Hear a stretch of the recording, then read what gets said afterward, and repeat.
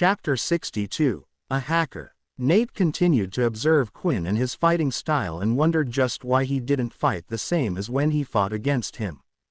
Quinn repeatedly went into match after match and would only go up against level 1s. It was clear to Nate that he had purposely set the system up this way.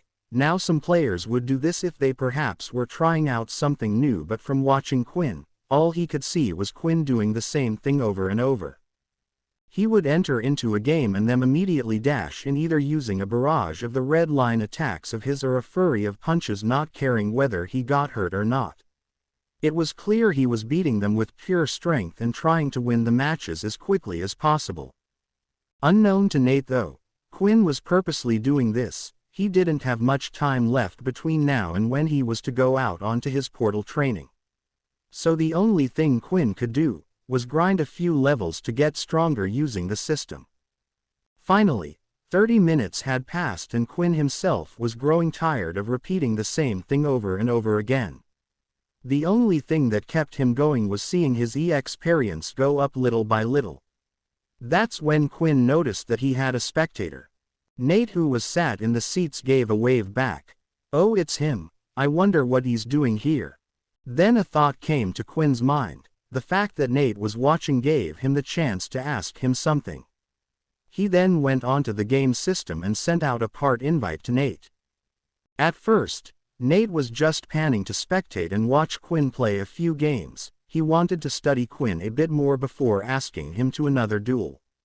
But when he saw the party invite, he was quite surprised. The game only allowed for one-on-one battles, so the party invite feature was only really used between teammates for practicing or if they wanted to chat and were far away. In the end, Nate was too curious and wanted to know what Quinn wanted and decided to accept. The arena ground disappeared and now Nate and Quinn were in a single white room once again. "Hey, how you doing? I hope you're not planning some type of revenge, are you?" Nate said as he proceeded cautiously towards Quinn. "No, actually I wanted to ask you something. The person who I fought with before, your friend, I wanted to know more about his cape and where he had received it from." "Oh, Sam's cape. That's why you wanted to talk to me." Nate then looked at Quinn standing in front of him. On his hands, he wore his gauntlets. That's when Nate suddenly realized something. The gauntlets that Quinn were using looked horrible. They must have been only at the basic tier. "Wait a minute, are you a first year?" Nate said. Yeah, I will be going on my first portal outing. I thought if you could tell me what type of beast you got it from, I would be able to look for it." Nate was suddenly a little surprised. He went back and thought to how Quinn was able to damage his solid body even though no one had done such a feat before. He was sure the person would have at least been a second year. "Let me give you a piece of advice then. On your first outing they always use the green portals. You have the chance of going to one of 3 places. Kaladi, Alpin and Bartney.